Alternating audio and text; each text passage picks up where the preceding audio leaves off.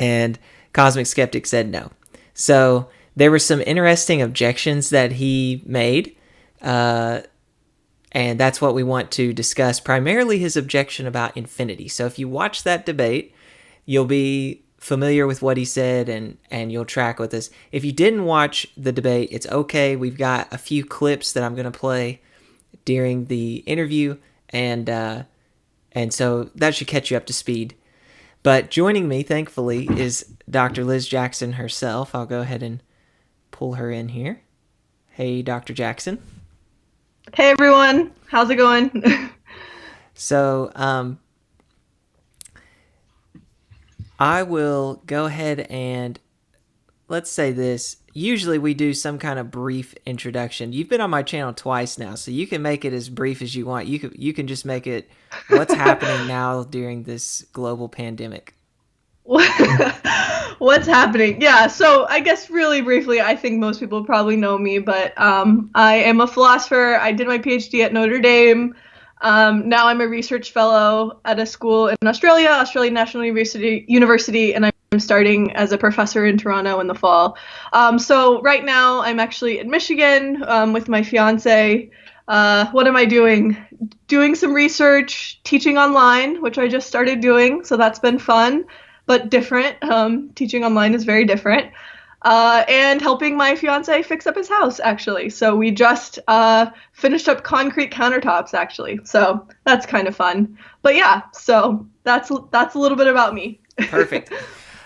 So the two other interviews I'll mention that I did with Liz, one was on the paper that was actually kind of the topic of this debate. It was called Salvaging Pascal's Wagers. So you can go and watch my interview with her. We discuss all the objections and her responses to them in that video. A second interview I did with Liz was called Wagering Against Divine Hiddenness, where we see how Pascal's wager explains divine hiddenness. So you can go and check those out. Alex actually mentioned a little bit of divine hiddenness at some point during the debate, and I think you might have mentioned, I can't remember now, you might have said go check out my interview with Jordan on that. But anyway, I want to jump in to the discussion here. So basically we've isolated 3 clips that we think are good representations of Alex's points, and let you kind of respond to them now that you've had some time to reflect and maybe clarify things a little bit. So you wanted to make a few caveats up front. You want to do that? Yeah, just really briefly. So the first thing is the clips that we picked, they're mostly Alex talking. So if you're like really interested in this but didn't get to watch the whole debate, you might just want to go back and do that. But I purposefully kind of picked clips of Alex because I didn't want to misrepresent his arguments, so I wanted us to like be really fair to what he was actually arguing. But I also was trying to kind of keep it shorter, so we didn't spend minutes just watching clips of the debate. So that's why I mostly picked kind of clips of Alex. The second thing I guess I just wanted to say, the question about infinities and decision theory is an interesting one. And like you saw if you watched the debate, it's a tough one. But I guess going into the debate, I thought it was just so obvious that you should go for your higher chance of infinite utility over your lower chance of infinite utility, that when I brought this up, Alex would immediately concede that point and we could kind of move on to something else.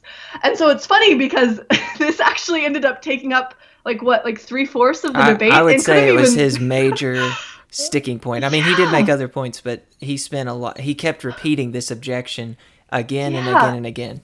Yep. And I just found that surprising. So I guess that sort of caught me off guard a little bit. And so, yeah, one reason I'm really glad that we can kind of do this is so I can kind of explain a little bit more the math background of all of that. And I just didn't expect him to focus on that so much, I guess. So yeah, I just wanted to say that before we start. Yeah. Okay. Very good. Well, if you want, then we can watch this first clip. Great. I've got it pulled up. Do you have it ready? Yes, I do. All right. I'm going to click play right now. Just in terms of decision. Right. Because we have, it's so obvious you should go for the higher chance at infinite utility than the lower chance. Well, I mean, it may be obvious in terms of an intuition, but I think that the point of using something like mathematics as a tool is to tell us what we can reasonably assume to be true based on calculation, to the extent that we don't have to any longer rely on our intuition about what's true. And so for me, like, presupposed in trying to use a mathematical tool to come to an answer is that wherever it leads us, we accept that conclusion. If what we do is we take a mathematical tool like a decision table and we say, but look, I mean, this seems to lead to an absurd conclusion, so let's rearrange the maths. It's like, in order to use the maths in the first place, you have to kind of agree that this is a useful tool that we're going to accept the conclusion of. If you at the beginning say that if this mathematical tool leads me to a conclusion that's unintuitive, I'm just going to change the tool. It's like, why are you using the tool in the first place? Because you're not trying to use a tool to get to a conclusion. You're trying to justify a conclusion and modifying your tool to get to that conclusion. In other words, it seems to me backwards. Right. So I'm going to get my audio all worked out for you. Liz, were you with me? Oh, yeah. Sorry, I paused the wrong video. Okay, I'm good now. Okay, sweet. Sorry. So, all right. So you mentioned about 3 points that you wanted to cover about what Alex said there. So go ahead and unpack those 3 points. Yeah, good. So, I mean, there's a lot I want to cover here, but I think some of it we'll cover after the second point. But even just watching that again, I was like, there's like 10 things I want to say. And so some of these things are things that actually didn't come up in this clip specifically, but just have also come up in general when kind of exploring questions about infinity and math and decision theory. And so there are things I just wanted to kind of put out there for all of YouTube to know. So the first thing is, I said in this video, and I actually said in an earlier video with Cam, I think what I said was something like negative infinity isn't a thing or something. And that's actually misleading, and I shouldn't have said that. And I was kind of oversimplifying, but people use negative infinity in calculus all the time. And what I should have said is that when you subtract negative infinity from infinity, that's undefined. So negative infinity can kind of create these certain problems in decision theory that we want to avoid. Mm-hmm. But I shouldn't have said it's not a thing, because it is a thing in math. I was, so I wanted to say, first of all, that was just misleading, and I shouldn't have said that. Okay, so that's the first point I just wanted to make about infinities. The second point is actually about infinities as well.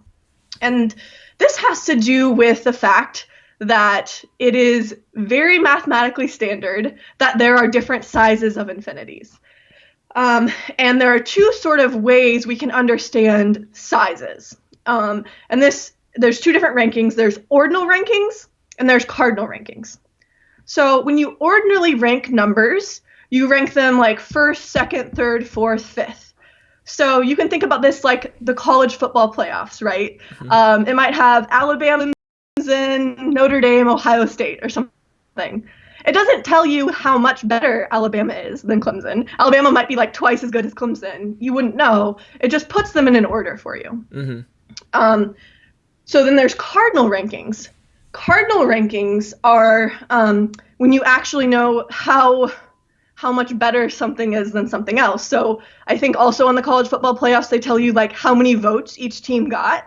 So that would be a cardinal ranking based on like the votes from other coaches or something.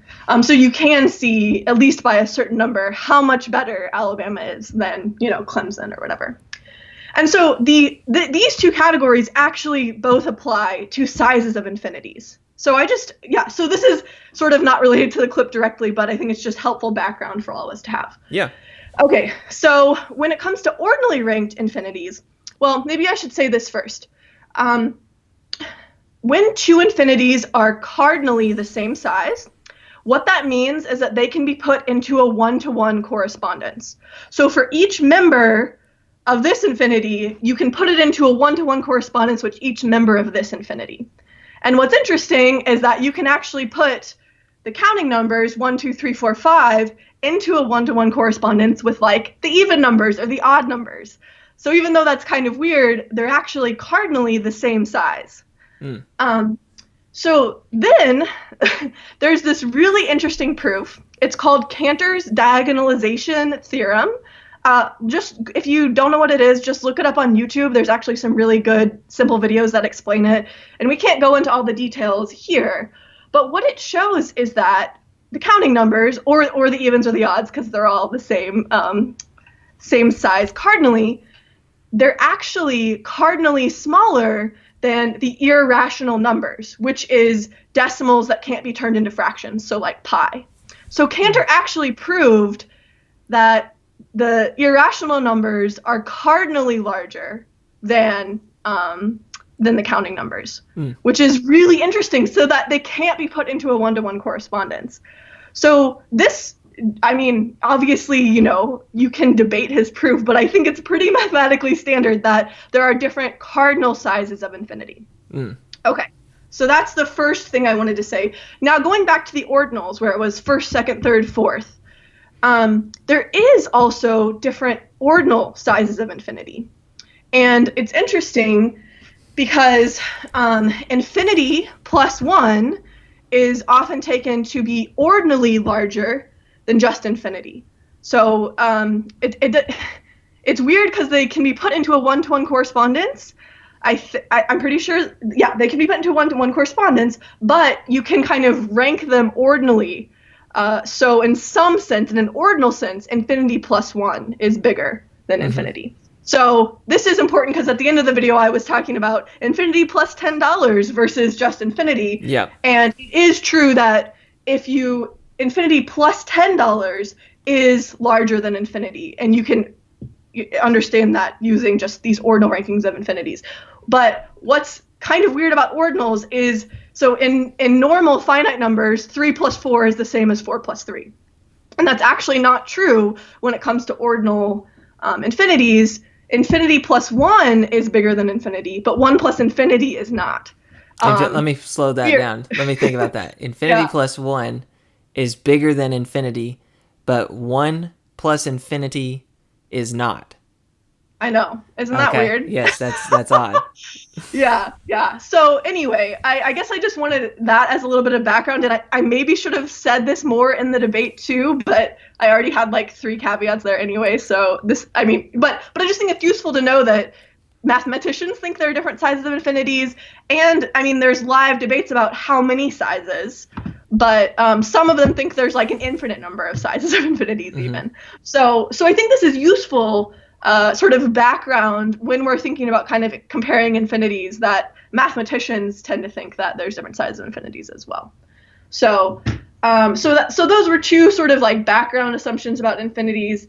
Another thing, I think he said that in this clip, but he said throughout the debate, is don't treat infinity like a number.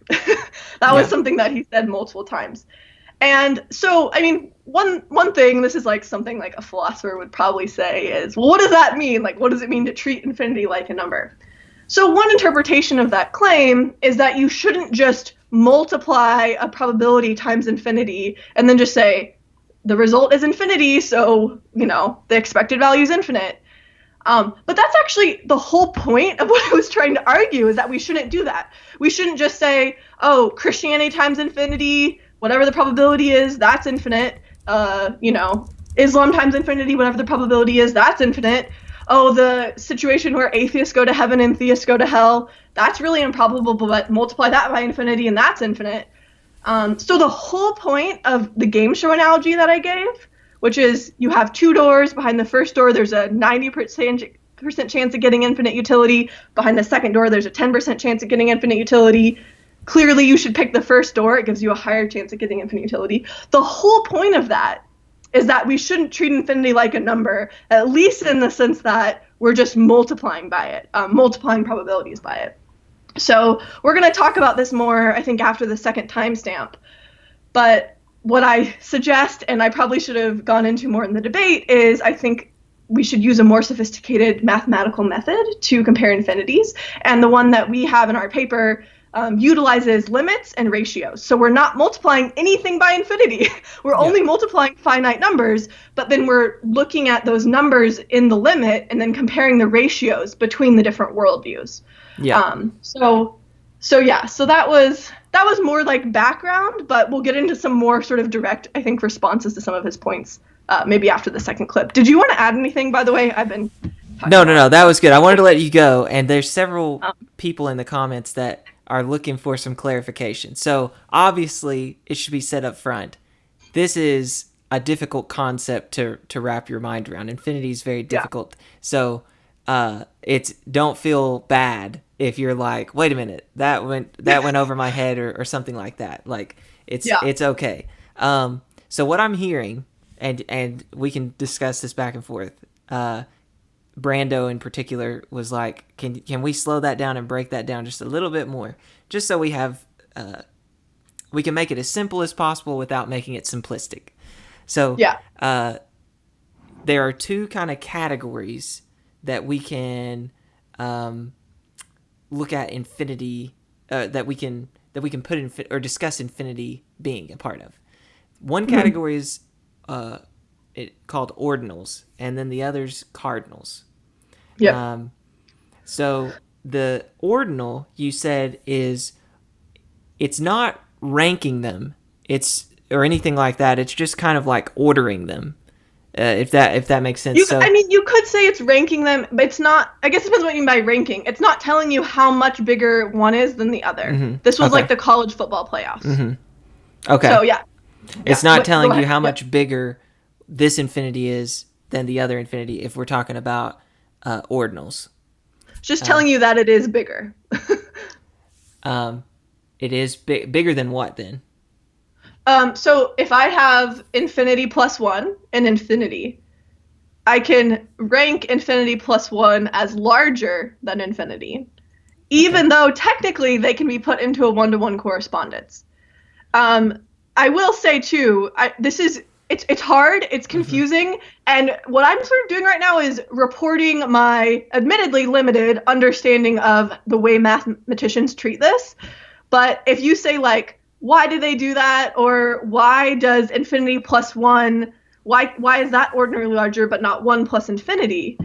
That's hard. I mean, the way that I kind of think about it, I don't know. So you have infinity, and you just add 1 to the end. That's not really making it bigger. Mm-hmm. But if you already have 1, and then you have like this infinite thing, then you can somehow understand that as bigger. I mean, it's weird. I don't know if that's the best way to think about it, but I do know that this is the way mathematicians think about it. Mm-hmm. That 1 plus infinity is ordinarily larger than infinity. And I forget what that property is. There's some name for the property where 4 plus 3 is the same as 3 plus 4. There's a mathematical term for it, but ordinally ranked infinities don't have that property. You can't just switch the addition around and get the same result. Okay. Now that's with ordinals. Yes. But then you also said another category is cardinals. And with cardinals, you can say that some infinities are bigger than other infinities. Yes, and you can say by how much. And by how much. Okay, but with ordinals, we can't say this infinity is bigger than this infinity. All you can say is infinity plus 1 is bigger than infinity when we're talking about ordinals. Yeah. Okay. It's tricky. I'm not even claiming that I understand it all. But it's helpful to at least see the difference between ordinals and cardinals. Ordinals, I mean, the main thing I wanted to say is, A, there's a difference between ordinals and cardinals. Mm-hmm. B, mathematicians widely recognize that there are different sizes of infinities. And C, some of those are different sizes in the sense that they can't even be put into this 1-to-1 correspondence. So one infinity actually literally has more members than another. Mm-hmm. So I guess, I mean, my paper in particular doesn't necessarily rely on this specifically, but I think it's really important to know that mathematicians do recognize there are sizes of infinities. This is a thing. It's not just something like philosophers are making up because of intuitions or whatever. So that's kind of why I wanted to cover this, but then also explaining why I said infinity plus $10 is better than infinity. Yeah. This may be, I don't know how relevant you'll think this is, but there was somebody, I think, in the chat that said, I think I'm understanding the difference between ordinals and cardinals, but what do we mean when we talk about infinity? Because we're not just saying a number. So, like, what is the definition of infinity? I mean, I don't actually know what the phrase infinity isn't a number means exactly. But if it means that you shouldn't multiply things by infinity and assume it's just infinite, then I agree with that. What is the definition of infinity? One way you can think about it is it can be put into a one-to-one correspondence with the counting numbers. I mean, or it's larger than that. I don't know if that's a good definition. But that's a way you can think 1, 2, 3, 4, 5. There's an infinite number of those. So if you have sheep, and for every one of those, you can put it into a one-to-one correspondence with each of the counting numbers, then you have an infinite number of sheep. Okay. I mean, but yeah, I don't know if that's a good. I don't know. Yeah. Well, I think it helps to at least know the difference between ordinals and cardinals, and that mathematicians recognize there's different sizes of infinity. Okay, so you want to move on to timestamp 2, because what Alex said in timestamp 1, we're just kind of giving background now, so keep that in mind. And then I think some of it's going to be repeated here in timestamp 2, and so we're gonna try and unpack his objection more. So don't think it's like we were more or less just giving background here. So I'm going to play timestamp 2 if you're ready, Liz. Perfect. Okay. Actually, wait, can you give me 1 second? Yeah. What does it start at? 3608. Okay. 3608, yeah. Okay, yeah, I'm good. All right, here we go. I'm clicking play now. Okay. In other words, I think that like when you say something like it seems just fundamentally true that we're better off going to what gives us a better chance of getting infinity. It's like, I agree with you, but the decision matrix is simply showing us that there is kind of no difference in terms of your chances. It's kind of like the Monty Hall problem or something. It's like mathematically, it does better your odds to change the door, right? There's no way around that. That's totally unintuitive to us. It seems to make no difference, but mathematically, it absolutely does. Now, faced with something like the Hall problem, do we turn around and say, well, we must be thinking about maths wrong, we must be thinking about probability wrong, or do we just accept it as an unintuitive conclusion of the theory that we've drawn up? You know what I mean? For instance, let me give you another unintuitive line that we could take this down, and this is another thing that you kind of briefly at least consider in the paper, as far as I remember, which is that, look, I mean, if you have, if we're going to say that any non-zero probability times by infinity, we're going to times it by infinity because the thing that we're considering the chance of happening is infinite utility in the afterlife, then, as you quite rightly have pointed out, anything you do, absolutely anything you do, can at least marginally increase your potential to get afterlife gains. It's like, why are we not becoming monks? Why are we not spending every single moment of our lives on our knees in servile worship, doing absolutely everything we can? Because even the marginal increase that might give us in terms of our chances of getting into the afterlife, when times by infinity, are so beyond comprehension. But you could also take it in the exact opposite direction and say, well, you know, if I just do a good thing, right? If I just like give some money to a homeless person or something like that, then that, probably because it's roughly in line with what God wants me to do, will marginally increase my chances of getting into heaven.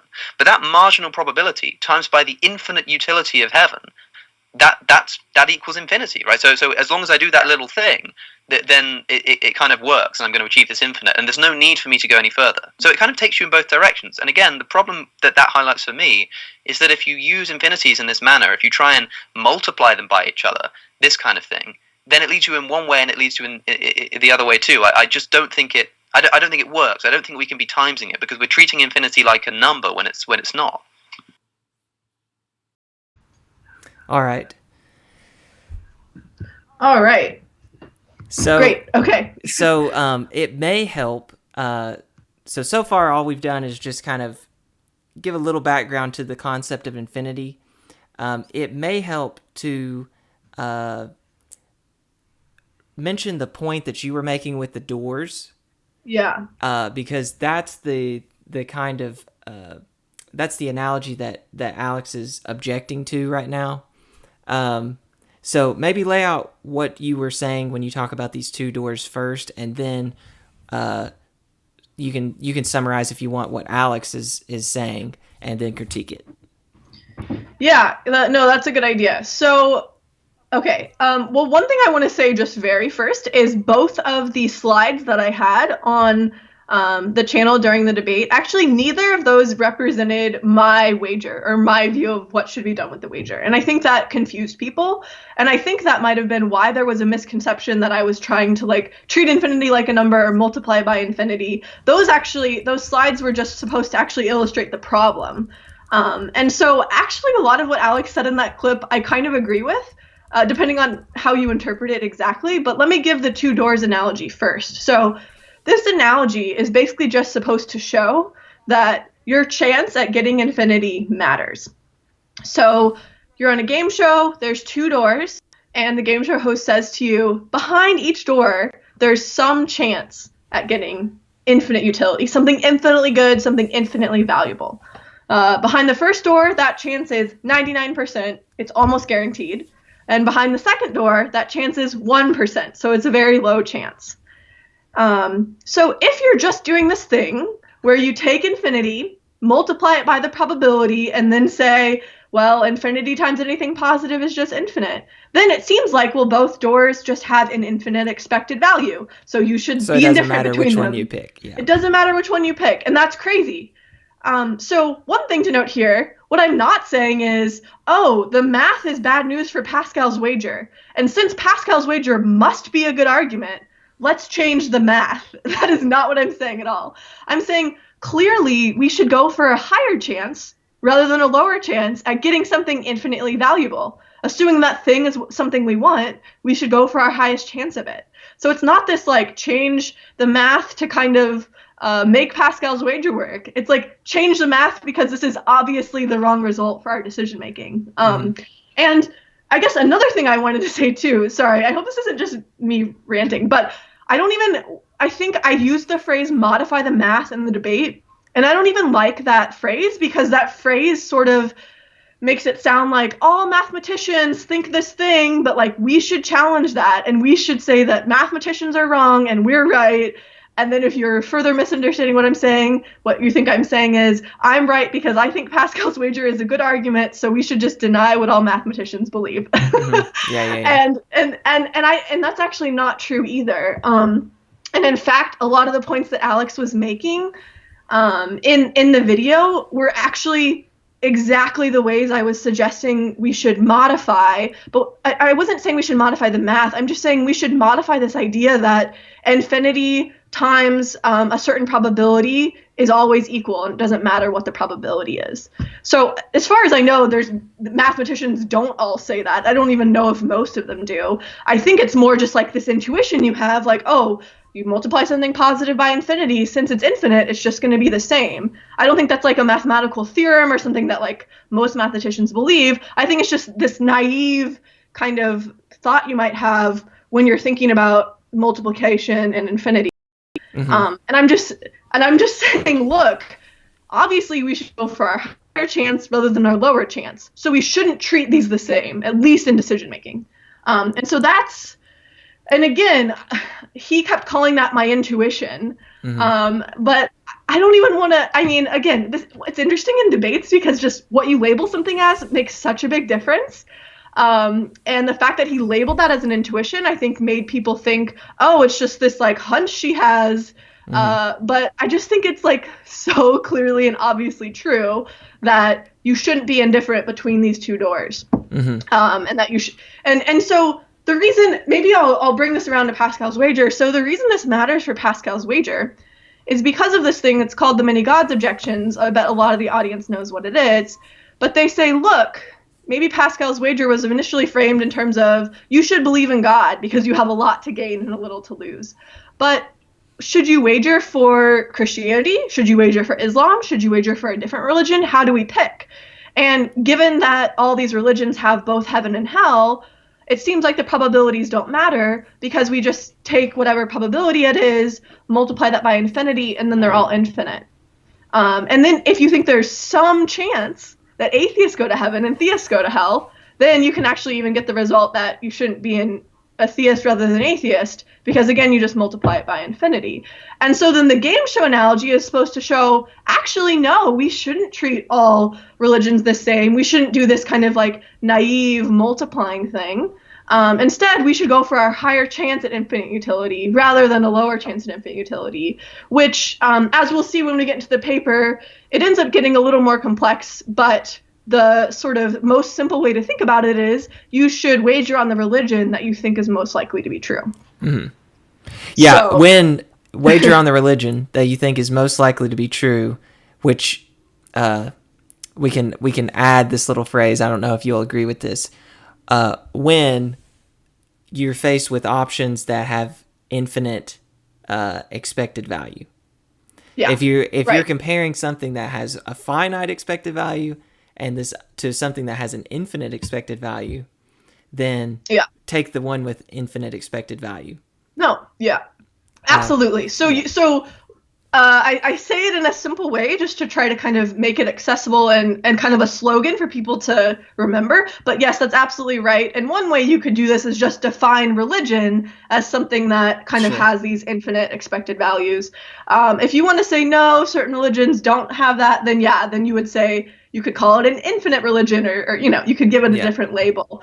But one thing that's really important, and this came up at the end of the debate that I think it was in response to a question that Cam asked, is that this isn't just me saying, like, do whatever has the highest probability. It's not just like, it does change the landscape, because it means that being an atheist or being an agnostic is not practically rational. Unless, of course, you think it's the most probable outcome that atheists go to heaven and theists go to hell, but most people probably won't think that.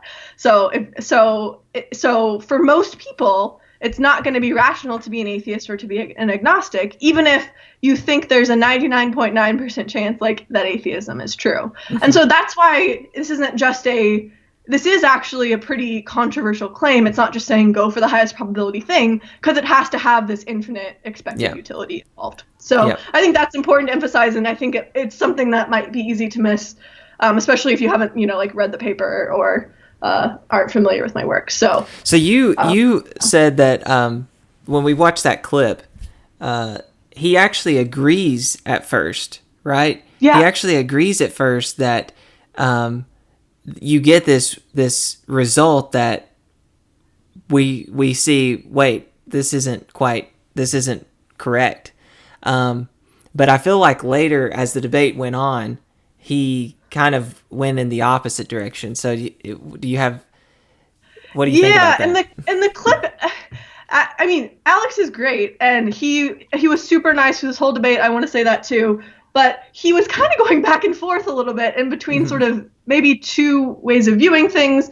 One way of viewing things, it's like, it's obviously true you should go for your higher chance at infinite utility. But then he brings up like the Monty Hall problem, and then he's like, well, in that case, it's counterintuitive, but we should go with the math. So can you, for those watching, what is the Monty Hall problem? I should have prepared it more precisely. I'm going to try to do it on the fly. Just roughly to give the idea. It's another game show thing. And so I think, and actually, if you're in the chat and I say this wrong, you can correct me. So you're in a game show and there's 3 doors. Behind 2 of the doors, there's like $1 million. And then behind one of the doors, there's like a goat or something, or whatever, something you don't want. If you love goats, then make it something else. But 2 very desirable things and then 1 less desirable thing. Wait, or is that right? Or no, maybe is it $1 million and then 2 goats, I think is what it is. Yeah, I think it's 1 is $1 million and then 2 are both undesirable. I'm pretty sure that's what it is. Sorry, yeah. And so then you pick one, you pick a door. Which door do you want to have? Okay. Then the game show host erases one of the remaining doors, that's a goat door. And then he gives you the option, do you want to stay at the door that you originally picked, or do you want to switch to a different door? Mm-hmm. And it seems like it shouldn't matter because it's just random. Like, you picked a door, you could move, you could switch, whatever. But when you actually do the math, switching gives you a higher chance at getting the $1 million. I think it's a 1 in 2 chance. Mm-hmm. And staying where you originally were only gives you a 1 in 3 chance. Yeah. So you can, that's another thing you could go look up on YouTube to get more of the details. I think I explained that correctly, though. Yeah, it's been a while since I've heard that, but that sounds like what I remember. So we're probably getting it pretty close, if not right. So, Yeah. okay. So he's saying, well, the math says this, but our intuition says it doesn't matter. So what do you do then, Liz? Yeah, and so I think he's trying to make an argument from analogy, which says in the Monty Hall problem, you should switch, even though it's counterintuitive because we're going based on the math. But I think the problem is that this just is not at all analogous to the Monty Hall problem, both because, one, again, I don't think it's like mathematically proven. I don't think it's normal, like accepted widely among mathematicians that infinities just have this absorption property and we should treat all probabilities of getting infinite utility the same. Mm-hmm. But two, I think the fact, like in my game show analogy, it's just so obvious that you should pick the 99 door and not the 1 door, mm-hmm. that I think that at a certain point it goes beyond just a brute intuition. And I wish I would have called it like an axiom or a theorem or something stronger than just an intuition, because every philosopher I have ever talked to has been like, that's obviously right. That's obviously true. And the other thing that's interesting too is that even if you can't, like you can just make the claim about decision making. You don't even have to necessarily make it into a claim about like the metaphysics of how the math goes or something. It'd just be like, look, go for your higher chance at infinite utility in your decision making. You know what I mean? So yeah, I just think it's not it's not at all analogous to the Monty Hall problem for a couple of reasons. Mm-hmm. And I get what he's saying. Like, if there are cases where you just have this intuition, but it goes against like mathematical consensus, then yeah, like that, it's not at all obvious that you mm-hmm. should go with the intuition. But it's interesting too, because I sort of mentioned this in the video.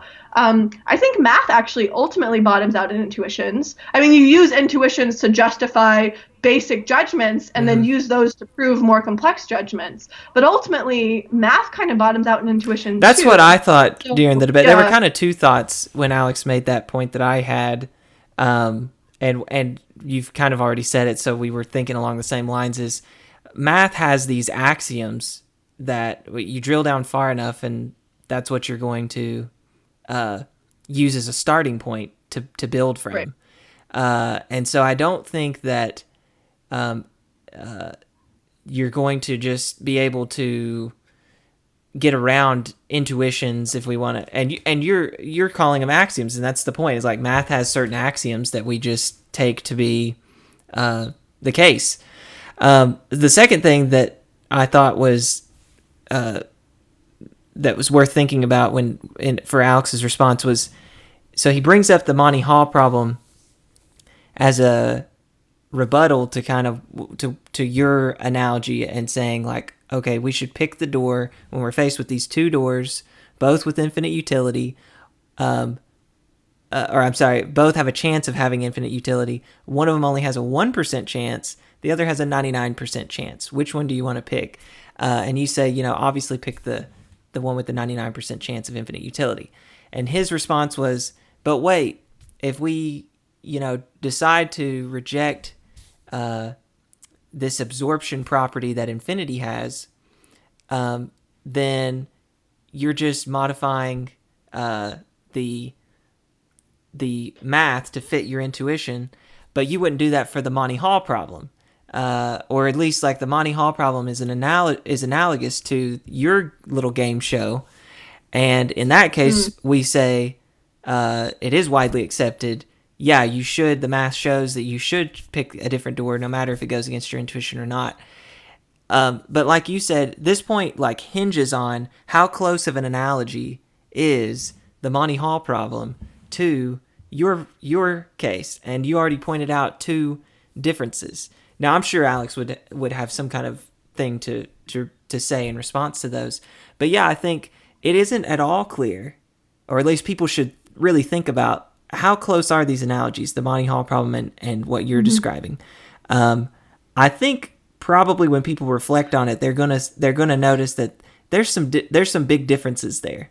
And then this point, that point isn't really strong anymore, because if the analogy's weak, then the point is weak.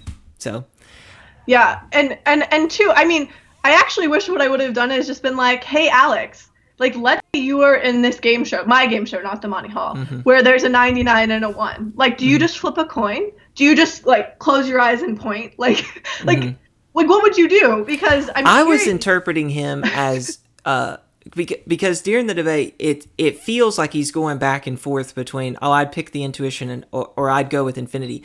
And the way that I can, if I'm trying to be as charitable as possible, if I were to try to interpret him as charitably as possible, I think maybe what he was going for was, Liz, since you are the one that thinks that there's this infinite utility that's out there, then that's when you have a problem, once you accept this idea that there's infinite utility. But I think he would say, but that's not my view. Like, I don't think... I don't know. You can tell me what you think. I get the feeling that he thinks there isn't infinite utility. Like that's not. Now, what would be really difficult though is it even possible that there's infinite utility? That's when, and then you're confronted with the problem again. Right.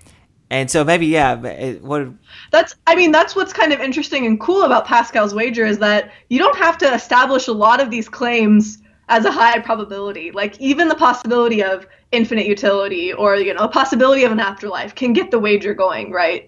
So, I think that's probably a pretty charitable way of thinking about it. And I think that's a good way to push back, is to say, well, do you even, is it even possible? Even if you don't believe in it, you probably shouldn't, completely rule it out.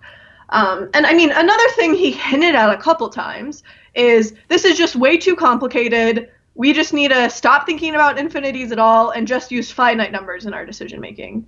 And I think one that still has the problem, what if we are confronted with this possibility of infinity? What do we do about that? I guess you could just say we can't represent that in decision theory or something. But I still think that's something that needs to be thought about. But if you do just dogmatically completely insist we cannot use infinities in decision theory at all, there's a couple things to say to that. I think first of all, you can get versions of Pascal's wager going with just arbitrarily high finite numbers.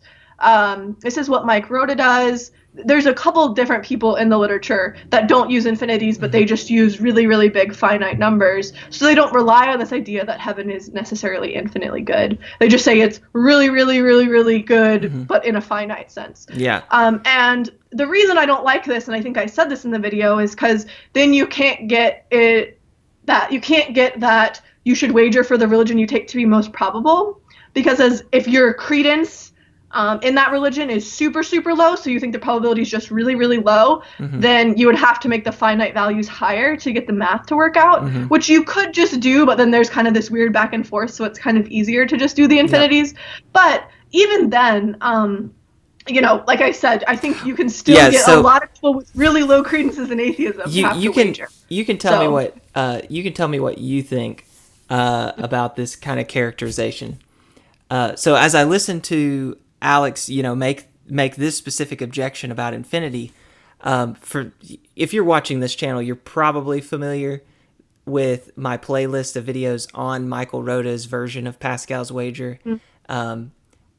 If that's the first time hearing about it, please go watch it, because I think it was actually relevant to this debate.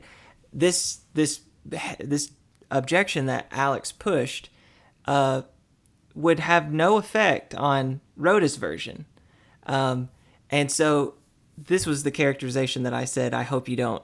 I hope I'm not oversimplifying it, but you kind of favor using infinite utility and really, really low, letting there be really, really low probabilities of things. And you still wager on things that have really, really low probability because of this. Rhoda almost does the reverse. Rhoda says, look, I'm not going to make a reference to infinite utility. We can just talk about really, really big utilities. But I think to probably address the kind of challenge that you're raising, then if your credence in something is really low, then it's not going to work out. So then Rhoda just says, okay, well, I'm talking about things that have a higher level of credence. And he throws out the number roughly 50%. If you've got roughly 50% credence in a religion, then you pick that one, you commit to that one. So I don't know. Is that characterization fair, where you favor infinite utility and low probability, and he favors finite but big utility and a higher level of credence? Yeah, that's exactly right. And so his version does get him out of some of these trickier problems, and some other ones too that I have to kind of respond to separately. But I think the flip side of that is I can kind of make a stronger claim, which is almost everyone should wager, no matter how low you think Christianity is. And it's interesting too, because there's even a claim you could make that's kind of in the middle of our claims, which is, let's say, you would just have to decide what numbers you want to put the finite utility at, but you could get the claim that, like, at least if you have a 0.1 credence, like you think a certain religion is 10% likely to be true or 20% likely to be true, then you should wager, so you could, by using bigger finite numbers, move the threshold for what the probability has to be down. So you can get stronger claims going. So all of this, like what we've been talking about for like the past 5 minutes, doesn't even involve infinities at all. There's lots of ways to get Pascal's wager going that don't even rely on this. So I think that's important. Again, you can't get that really strong claim, which is go for the religion you take to be most probable, but you can get a lot of other really strong claims going. Like, even if you're 90% sure atheism is true, you could still have to wager. So I think that's worth pointing out as well. Yeah. Did you have anything else that you wanted to? I know you had quite a bit to say about this clip, and I had a lot of notes, and now I've just kind of ranted, so I have not been following them at all.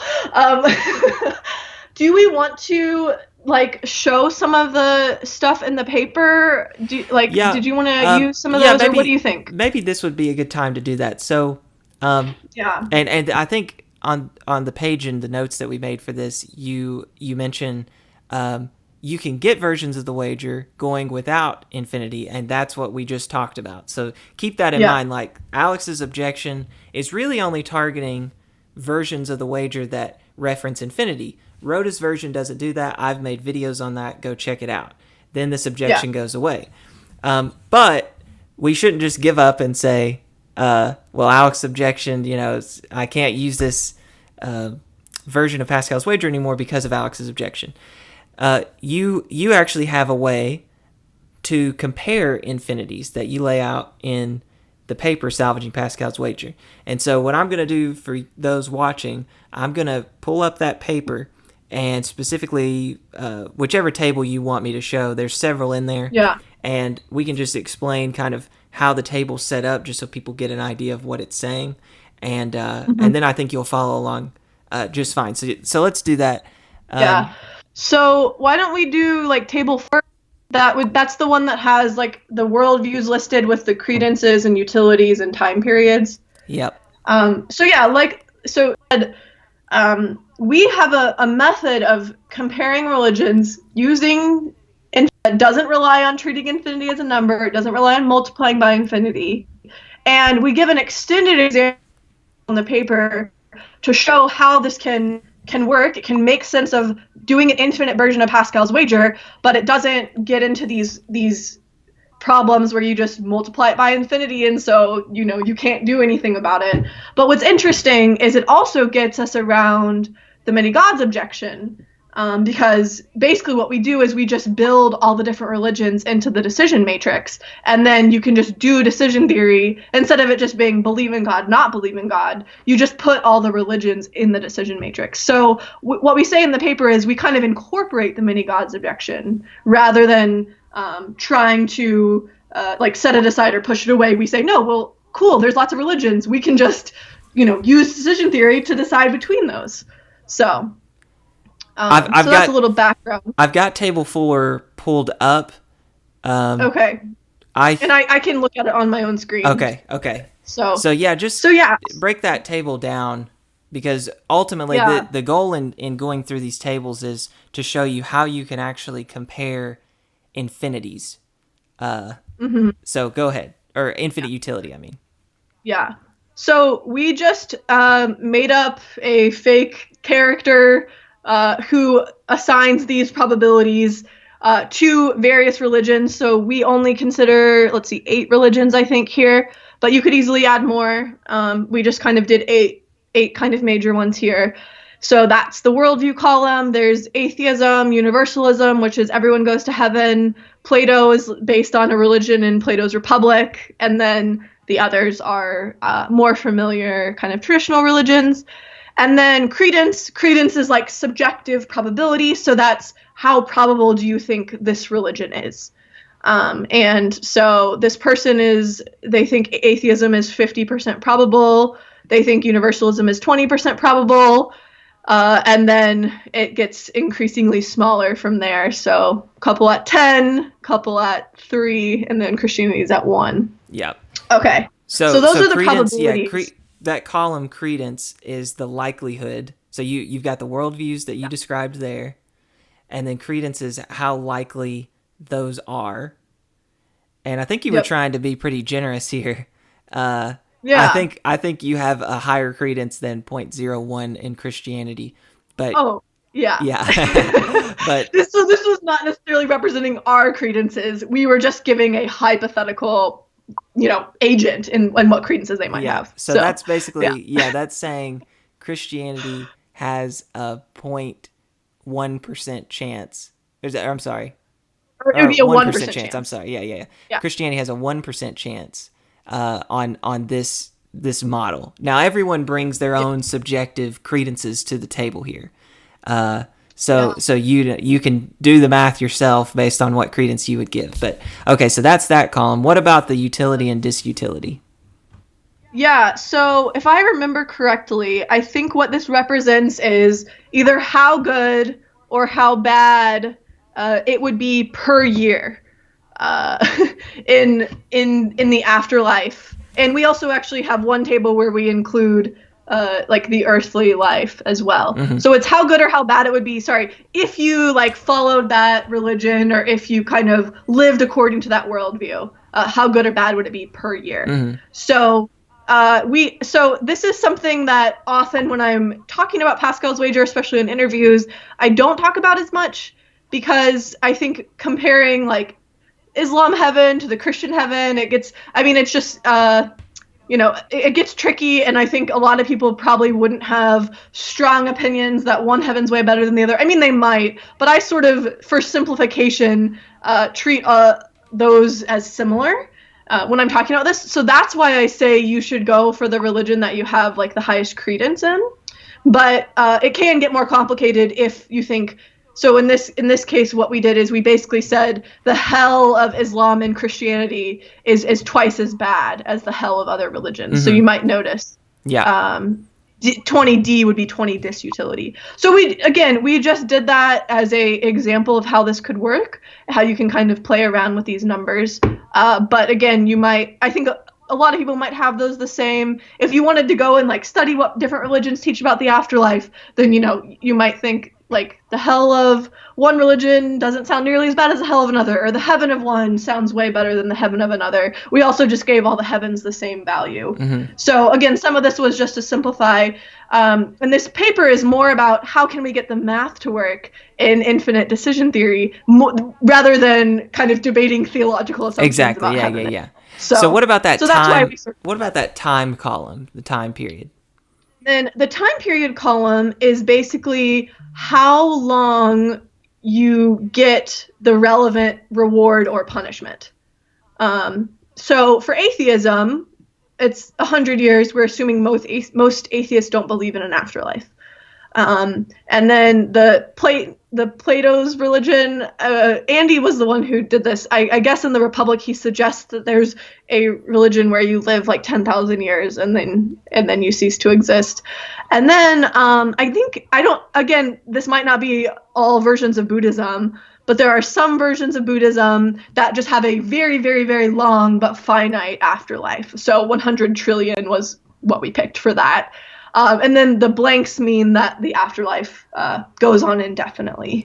It's infinite, I guess, is another way to think about it. So universalism, Mormonism, Hinduism, Islam, Christianity, all those are going to go on infinitely. At least, obviously, you could probably find people that disagree with that. But, I mean, in general, those are going to go on infinitely. So do you want to look at Table 5 now? Yeah, maybe let's just do table 5. Yeah, let's start with table 5, and then I'll see. I definitely think we should maybe do at least. Maybe we could do one in between so they can kind of see how it progresses. So while he pulls up that table, so what we propose is we just have these numbers sort of set up again, kind of as an example of how you might do this.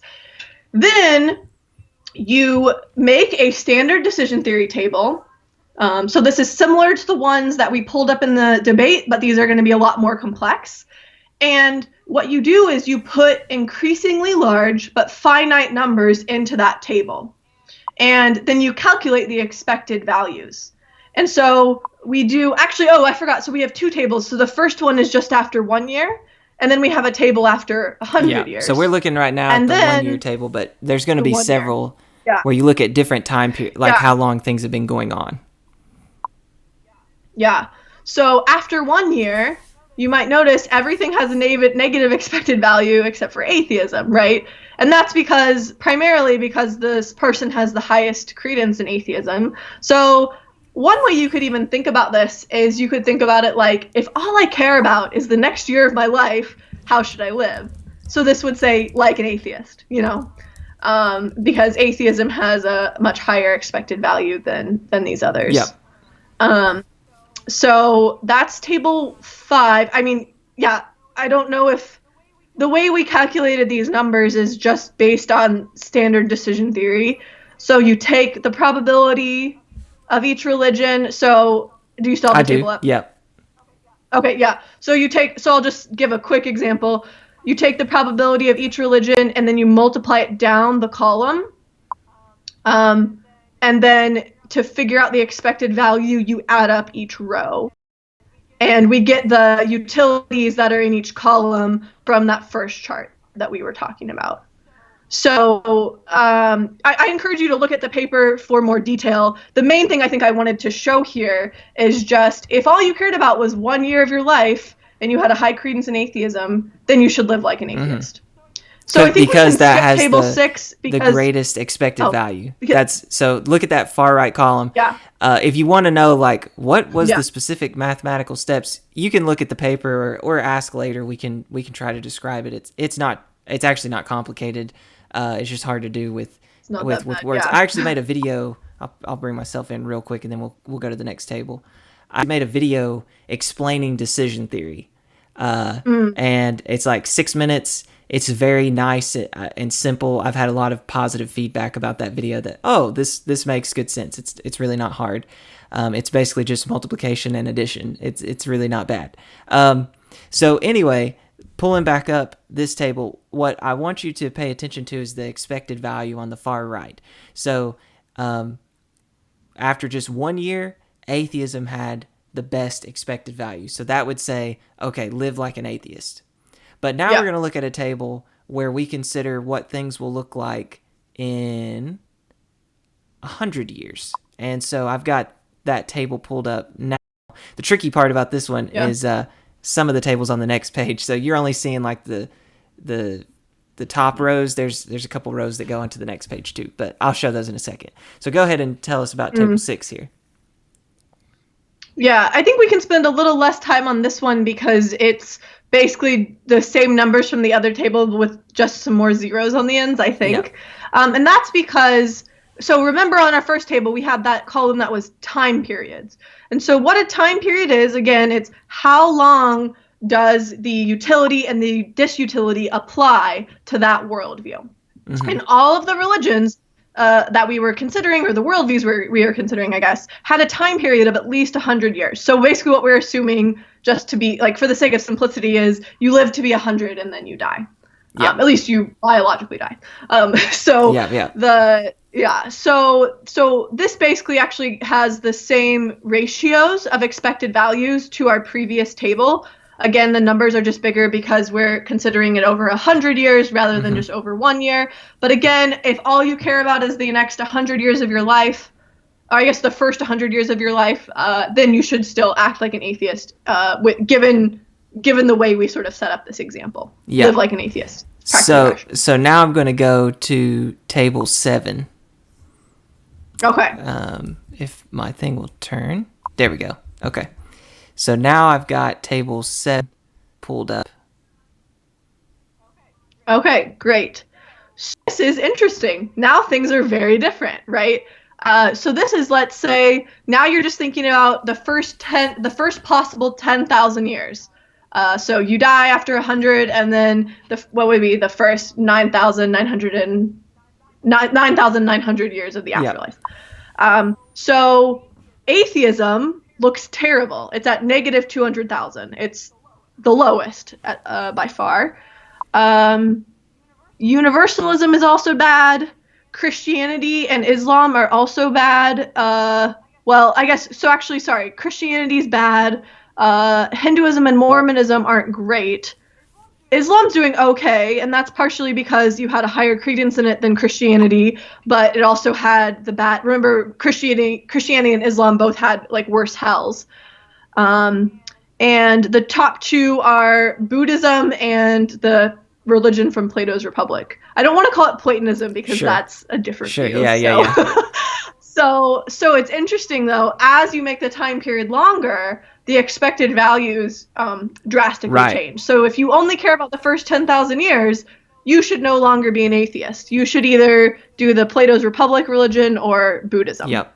Okay, so do you want me to go, do you want me to go to table 8 or 9, like skip kind of far ahead? So maybe do 9, I guess. Yep, so 9, here's 9. So this is a Google. Google years. Yeah, a Google years, which is a ridiculously big number. It's 10 to the power of 100, so 1 followed by 100 zeros. So very, very large, but finite number. So we did a little simplifying here because we just put G for Google as the expected values. But I actually think in this table, I think that ends up being our final ratios. Let me verify that. That's the last So actually, when we move to our considered, next table, which is Googleplex, they are in the same. The expected values are in the same ratio as for Google and Googleplex. So there's 1 or 2 tables we skipped, but basically what you do is as the numbers get bigger and bigger and bigger, you look at the expected values, and then you do it long enough until you can see that the expected values are kind of staying in the same ratio. They kind of they're the ratio between them. They kind of stabilize at some point. Exactly. And so then you get a good idea of where things land. Exactly. So in the Googleplex column, the one that's doing best is Islam, interestingly. And that's because it had a worse hell than Christianity, but a higher credence than Christianity. And I think, so Hinduism and Mormonism, if I remember right, were similar, but they just didn't have as bad of hells. So Islam ends up doing better because the hell is worse. And again, a lot of people might not think that the hell of Islam is worse, but just as an example to show you how the utility... Yeah, so you mentioned the two differences there, is Islam had a higher credence and a worse hell. Right. And so that put it in the lead over Christianity in terms of expected value. Yeah. So again, here, we're not multiplying by infinity. We're not treating infinity like a number. We're looking at the limit as these ratios approach infinity. And once, like Jordan says, once they stabilize, then we can kind of get our final ratios, our final expected values. So the ratio ends up being, in order from atheism at the top to Christianity at the bottom, when you simplify it down, it's 2, 2, 2, 4, 4, 5, 3. So in this case, in order to maximize expected value, Peter should choose Islam. Yep. And we've done all of this without having any infinities in our decision table, without multiplying by infinity. I keep repeating that, but I think it's because I think a lot of people thought that's what I was trying to do, and that's not what I was trying to do at all. But it's interesting because at the same time, we don't have to go the way that Rhoda goes, which it's a fine way, and just make it about finite utilities either. We can use limits and use ratios like we explained in this paper to make a Pascalian decision, and use infinities without getting into kind of the mathematical problems behind it. Yep. Yeah. So you call this method limits and ratios. And so the limit is with respect, think of the limit as what we're referring to when we say that there's going to be this point where things kind of stabilize. So they're fluctuating, they're changing these expected values, but eventually they're going to stabilize at some point. And that's what we're talking about when we're talking about the limit. And then the ratios is just when you compare one expected value to another. And whichever has the greater expected value, that's the way to live at that point in time. And so, yeah, you never had to use infinity. So, like you said, you in the debate, it's interesting. Like the graph, or I'm sorry, the decision matrix that you put up, it's not even your wager. Not at all. Yeah, Not at all. This is more your wager, like what we're seeing now. It's a Yeah. more complex table, and it's completely understandable why, to try and simplify things as much as you can, you go with the table that you presented. But when somebody kind of forces you to be like, wait a minute, let's look at the math, like I need to see it, then that's why we have to do this interview. So yeah, exactly. Yeah. So I do wish I maybe would have pulled up a few of these in the debate, because we were saying Liz is going to give her updated version of the wager, but the tables I gave actually were just the objections, and then it wasn't totally clear. And part of it's because it's a debate, and he starts giving objections, and then I want to reply to those. So I don't even feel like I actually fully got to present what my updated version was. So like you said, this is a great chance to do that, and I'm really glad I can do that here. And I do wish I would have sort of pushed this more and been like, you can use limits and ratios. You don't have to treat infinity like a number. These problems that you're talking about just don't come up. And I'll note too, I mean, this is one way to do it, but there's been a variety of formal methods proposed for how this should work that can deal with lots of different cases. So if you don't like this for some reason, there's a lot of different ways you can go. And I guess in this paper too, we were kind of trying to say, here's a way you can do it, but if mathematicians can come up with a better way, that's fine with us too. We're just trying to point out infinities don't crash the whole computer, it can still run and run fine, know? So, and I think, I wish I would have pushed that more in the debate, because, I mean, Alex was even aware of this paper, but yeah, I wish it would have just been more clear. Like, there's really not even that hard ways to make the math work. Yeah. So before we move on to this third and final clip, and I know we're probably right at okay. So we need to move somewhat quick through this last clip, but it's pretty short. Yeah. Basically, this main objection that Alex had said, you can't use infinity like a number. And Liz, correct me if I'm wrong. I'm trying just my best to summarize the discussion up to this point. But Liz basically said, one, what does that phrase even mean? You can't use infinity like a number. It's not, that needs to be more defined. That needs to be explained more. And take into account I forgot the ordinals and cardinals. That distinction with regard to infinity. So we did that earlier. A second point that you made was even the math is going to be based on some fundamental axioms, and so you can't just say, well, when the math doesn't match my intuition, it's illegitimate to just say, well, my intuition trumps the math. At some point, even the math is going to bottom out at, you can call it an intuition, or some things are so obviously true, we'll say an axiom. So that's the second point. And then a third point that you made was just, we can actually, we don't have to let this infinity thing hang us up. There's a couple of options we have. We can use something like Rhoda's version of the wager, where we're just talking about really big finite utility, or we can use this method that you call limit and ratios, and then we compare what has the greatest expected value at any point in time as we move further and further ahead, and when we see things, the expected value stabilize, and then we compare the expected value of atheism to the expected value of Christianity and so on, then we can pick one at that point.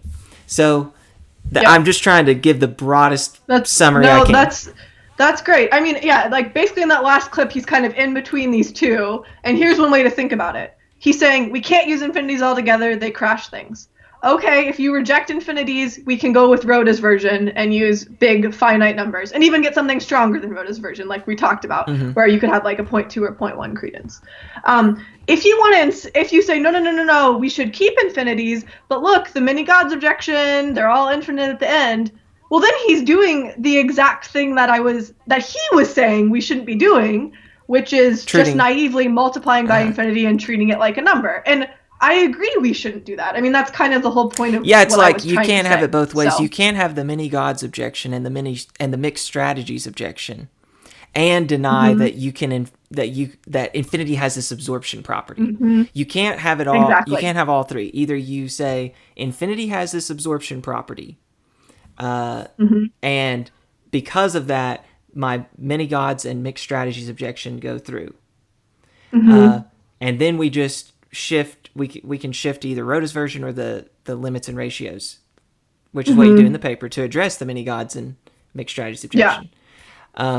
Or you can say, no, because I can see clearly that infinity doesn't have this absorption property, because I can see that so clearly, just like in our doors example, then the many gods and mixed strategies objection go away, and instead I'm left with this intuition or whatever.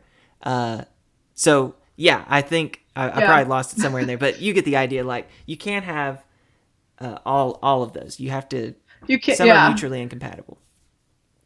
Yeah, if you treat infinity like a number, that's basically exactly what he was saying not to do. Yeah. Then you can have the many gods and mixed strategies objection, but then you can't get on me for treating infinity like a number, which is what I was saying not to do anyway. But if you don't treat it like a number, then the objections just drop out. So yeah, I either way, I don't know how this is a problem. So okay, yeah. So I'm gonna play the third and final clip, and then we're gonna try and take questions as quickly as we can. So okay, sounds good.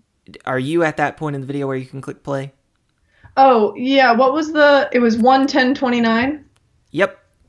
Okay, cool. Okay, so I'm going to play the final clip from the debate, and we'll go from there. So I'm clicking it now. Okay, great. Actually, in some kind of indirect way. Yeah, so there are kind of the two interesting points there are first the idea that it's, to me, I mean, first the idea that it's about action rather than about belief, and secondly about the idea that there are some beliefs that you can roughly kind of decide for yourself, that you can choose.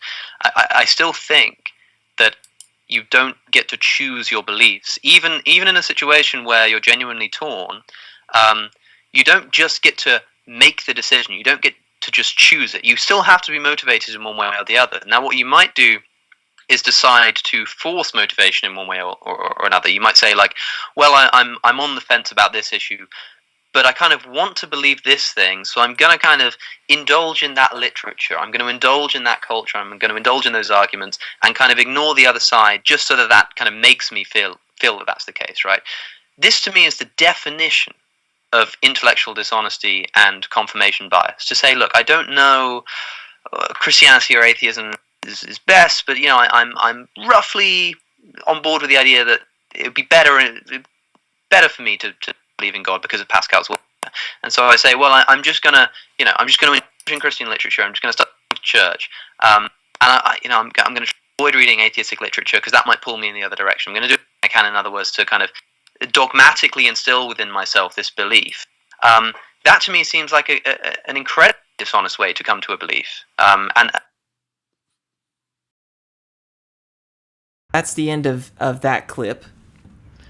And okay, I had an ad come up, so I missed a little bit, but I think I'll give some context to it, and then his comments will I'm sure you'll remember. So what Liz was saying, what Liz was saying at this point in the discussion was, hey, sometimes people make this objection to Pascal's wager, and they say, even if you thought that Christianity would be good to believe in, that it would benefit you, some people object and say, well, you can't pick what you believe. Like what you end up believing is you're more or less forced to based on whatever evidence you have available, and so you can't choose your beliefs like that. And Pascal's wager is asking me to choose my beliefs, and Alex actually raised this objection in the discussion. He's saying you can't pick your beliefs, and Pascal's wager says that I'm supposed to pick the one that gives me the best expected value,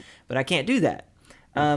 So Liz is saying, prior to Alex's comments here, like, actually, Pascal's wager doesn't require you to pick your beliefs. You could just say you commit to Christianity. That's what Michael Rhoda does. So on commitment, you pray, but you pray honestly, like, God, if you're there, I would really like you to give me some faith because I don't have faith.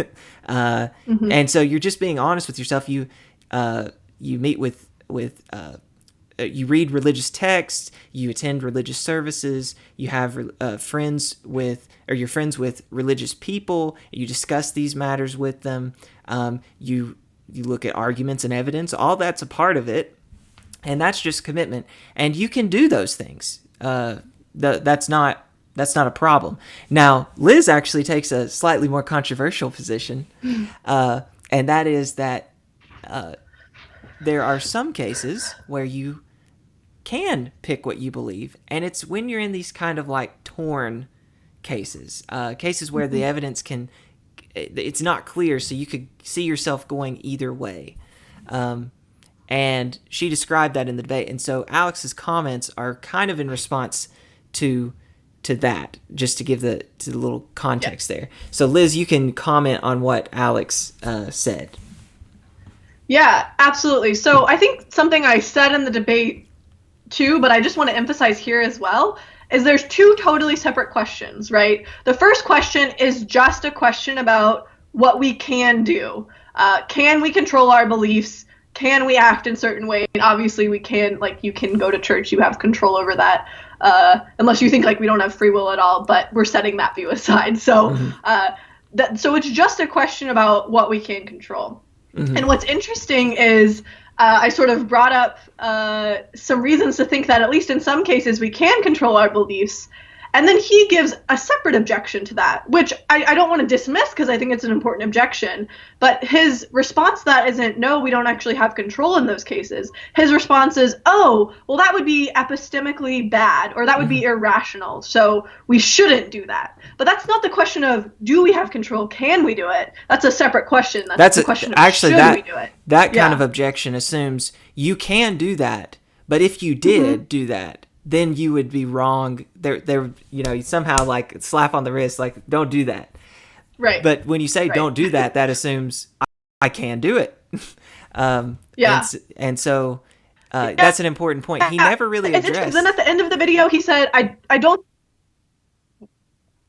Oh, sorry. Go ahead. Go ahead. Cut out. Oh, okay. Yeah, no, we both cut out. So I was going to say at the end of the video, he says, I don't think we ever have any control over our beliefs at all. And I was like, really? And then he's like, it's because I don't believe in free will. And I was like, okay, well, that's not the question here. That's not the way, and I should have said this in the debate, but I just didn't have time. But the way that people in the literature on beliefs and control think about it is they think, could belief ever be like action?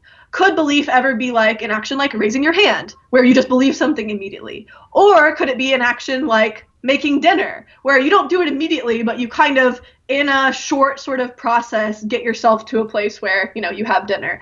Or could it be like losing weight, where it takes a really long time and a lot of discipline and effort, but you eventually can get yourself into a certain place? So that question doesn't really matter whether we have free will or not. It's just asking, is belief similar to action or not? Whether free will applies in those cases or not. That you can kind of separate that. Yeah, that's really helpful, because obviously Alex believes you can act. Yeah. And so, Right. Because he accepts that, because even though he doesn't believe in free will, he believes you can act. Well, if beliefs are able to be like actions, then you can believe something. Yeah. And so, yeah, okay. Exactly. So free will's not really relevant, at least the way that the debate is going. And I think that kind of makes sense. You don't need to get caught up in debates about free will when you're just talking about belief in action. So I think it's good. I think it's a good way of thinking about it. Yeah. You were saying something though. Did you remember, or do you want to just move to the next? I'm fine to wrap it up there and Okay. let people ask a couple questions. If Okay. unless you had something more to say about any of those 3 clips or your discussion with Alex.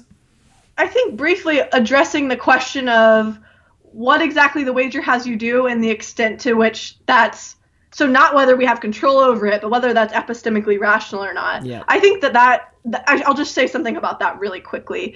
You can take your time. I'm good on time. Okay. Yeah. I don't want to like drag this on too much though.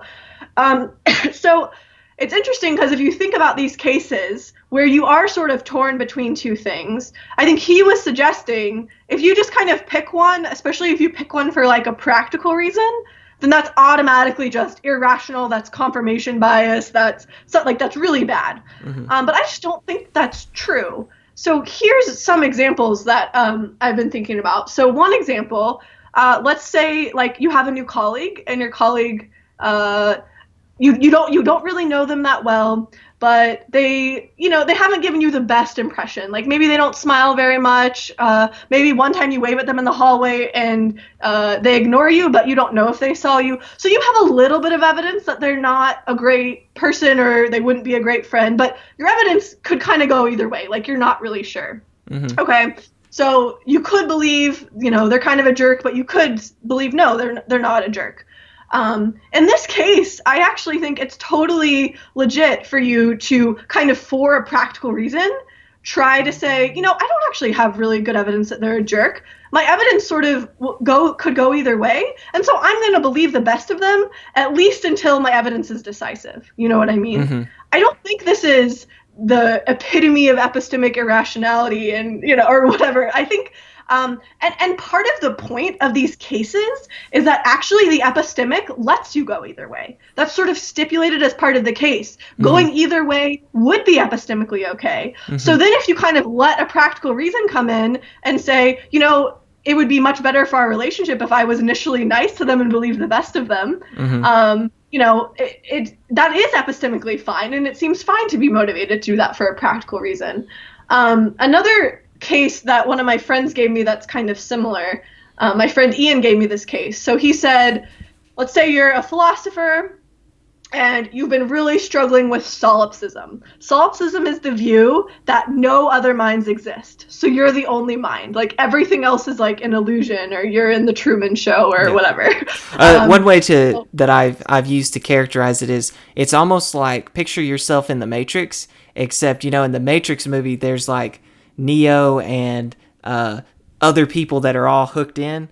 Solipsism is like you're the only one hooked in. Like all that there is your brain, but you're like, experiencing everything in the Matrix. Like it looks like there's other people around and you watch TV and all this, but all that's just because like you're the only one hooked in.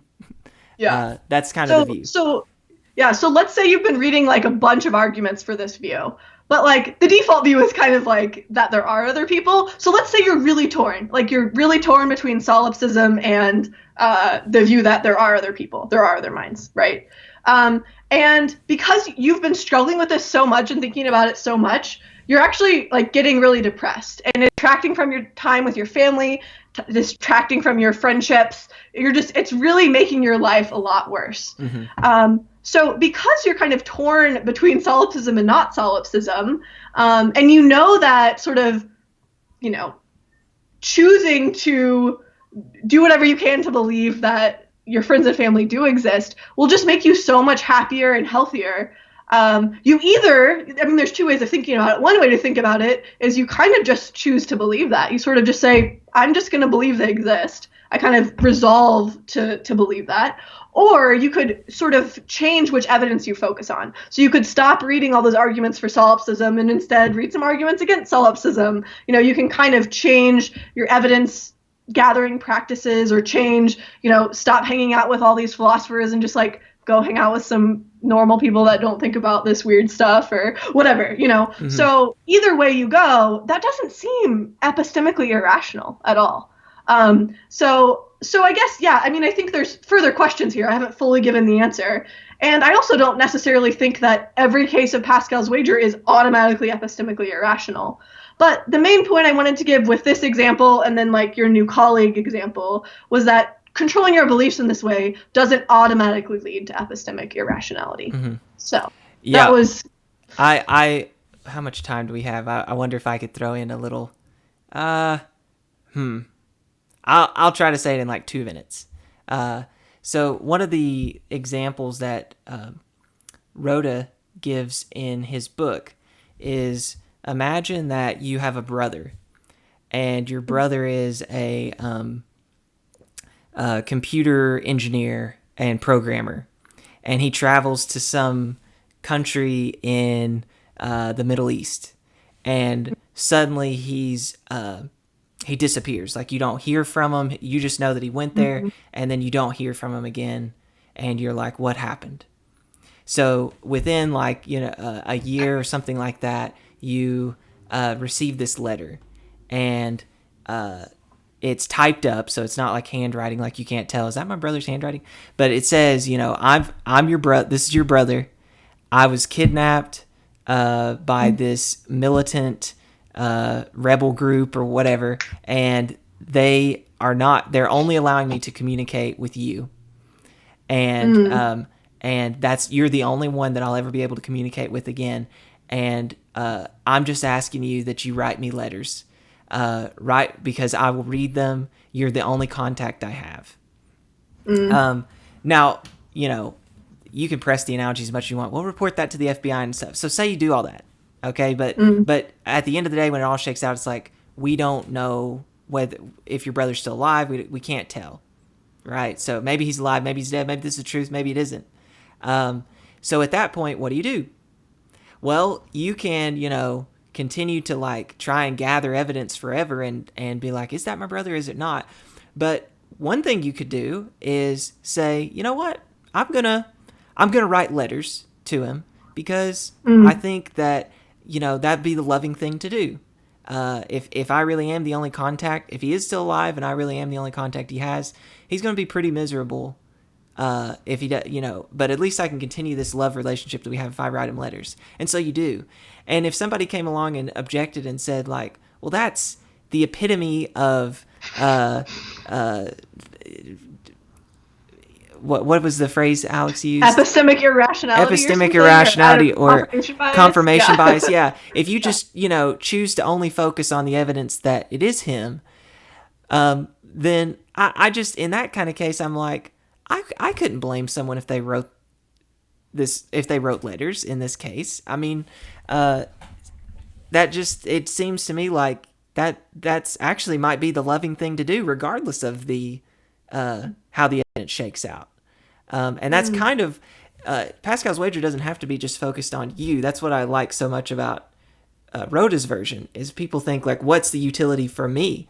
You can make a Pascal's wager that's focused on the utility for others and God. And that's kind of more like the brothers scenario, where it's like, I'm doing this out of love for them.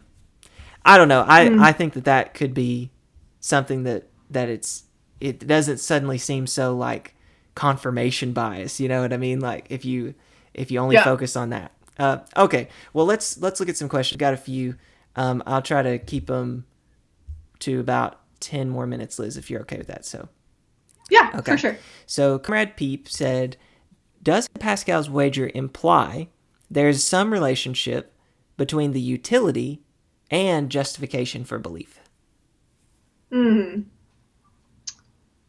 Yeah. I guess it depends on the version of Pascal's wager that you're going in for. So if you go in for Rhoda's version, not at all, right? Mike is just saying make it about actions that you take. So put belief to the side, make it about a commitment or practicing a religion or whatever. So Pascal's wager doesn't have to put belief into decision theory, for example. But if you wanted to go in for the stronger, and I guess my version says you can go either way. So I'm not saying you have to make it about belief, but I think I'm more open to that than Mike is.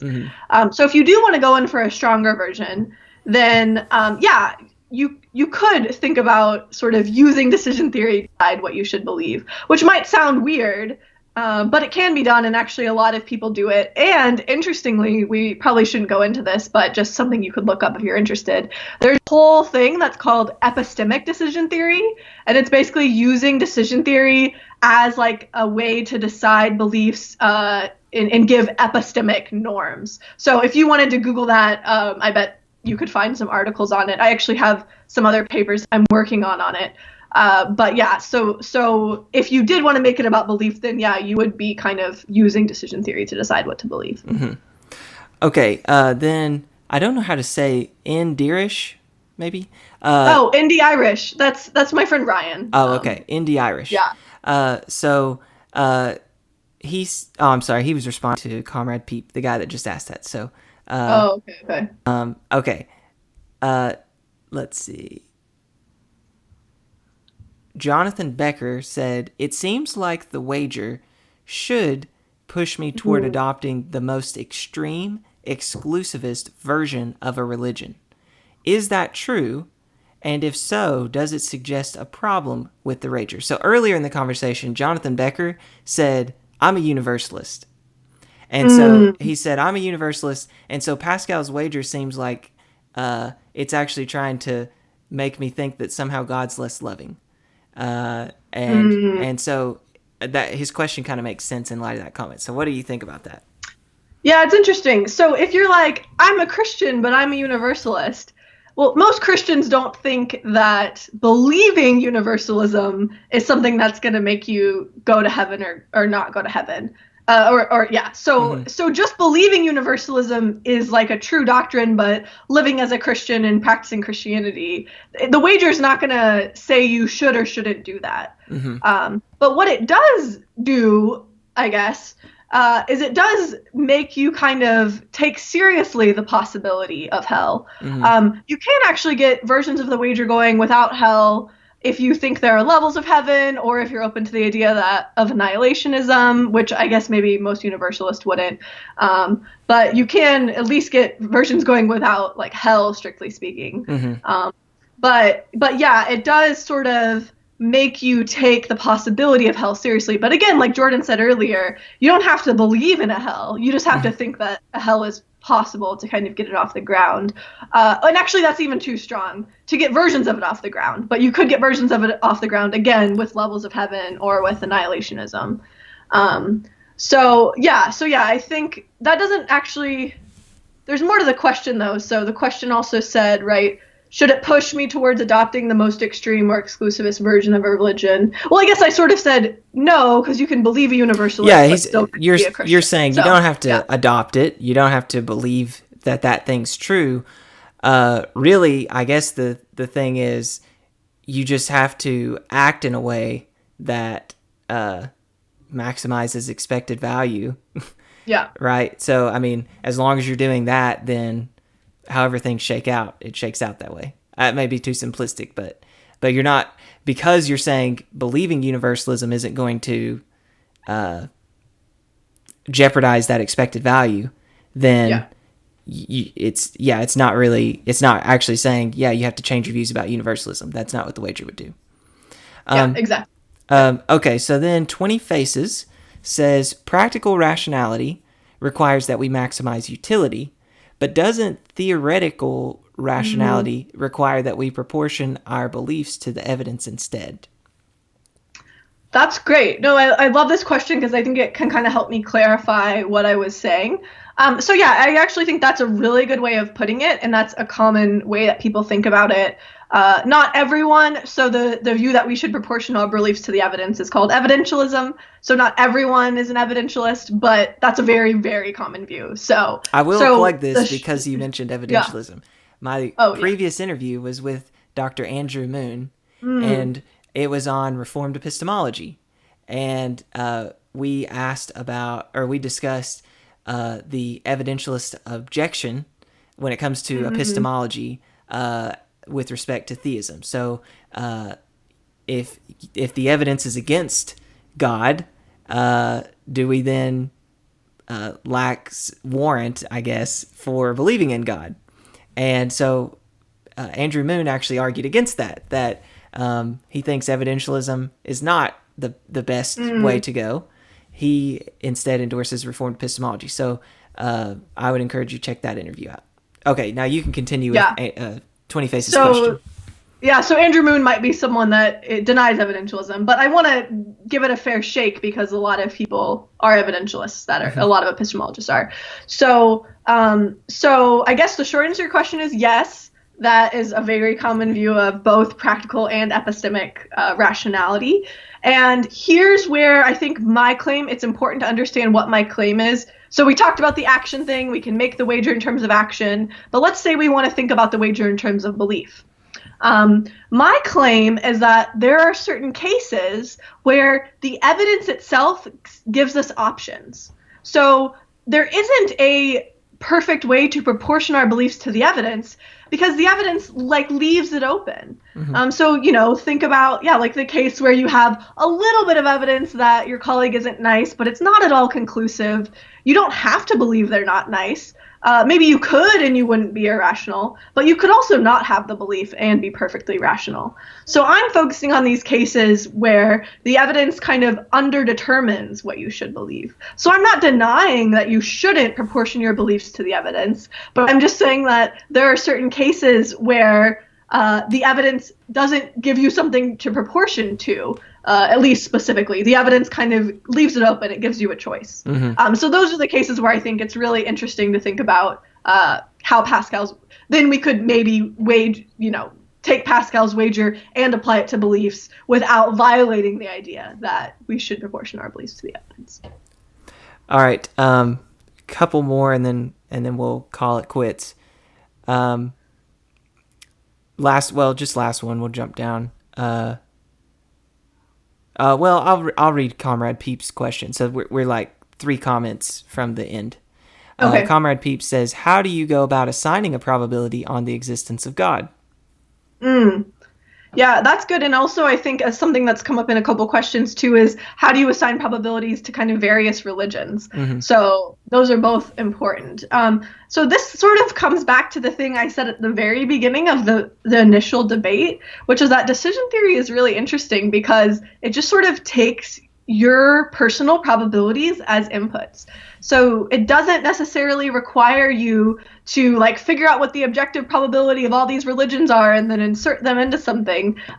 You can kind of assign them based on what you personally just think the probability is. So that's kind of a weird thing about decision theory that I think some people don't like, but that is sort of standardly how it's taken. But if you don't want to go that route, what you can do is you just do some research, right? Look at the evidence. Look at the evidence for and against. I mean, you asked about God's existence, so there's arguments for and against God's existence. Again, shout out to Andrew's interview. You could think there's evidence that goes beyond just arguments. Evidence, perceiving objects, something you could have an experience of God that might be similar. So we have to think about the question, what counts as evidence for and against God's existence? And I'm not going to take a stand on that here, but you look at that evidence and you kind of weigh it up and sort of think about, arguments for, arguments against, other evidence for, other evidence against. And then I would say, there you go. So Love something it. like this, 24 or so arguments for God. You read this and this book's fascinating just as an example of, okay, how do I go about assigning a probability on the existence of God? You read these arguments and you think about how good are they? And I actually, Comrade Peep, have a video. I think that the title of it is, how do I weigh evidence for the existence of God? And it's about Bayes' theorem. How do you use Bayes' theorem? And I would highly encourage you go and check that out. Yeah.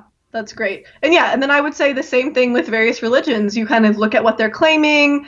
Like Christianity, people give historical arguments for it, probably similar to Islam, and you kind of look at claims for and against and sort of judge like how probable do you think this religion is. And again, to do decision theory, you don't have to do that. You can just input your personal probabilities, but that would be sort of a more informed way of doing decision theory. So, all right.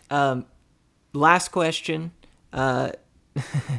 Tim asked, could you give a concise summary of what Pascal's wager aims to accomplish, and how important would you say it is in apologetics? Ooh, this is I love this question. This is great to end on. So my version of Pascal's wager says that we should be paying attention to afterlife, utility and just utility, heaven and hell, good parts and bad parts of the afterlife. And because of that, for most people, it is irrational to be or live as an atheist or agnostic. Mm-hmm. So I'll say that one more time.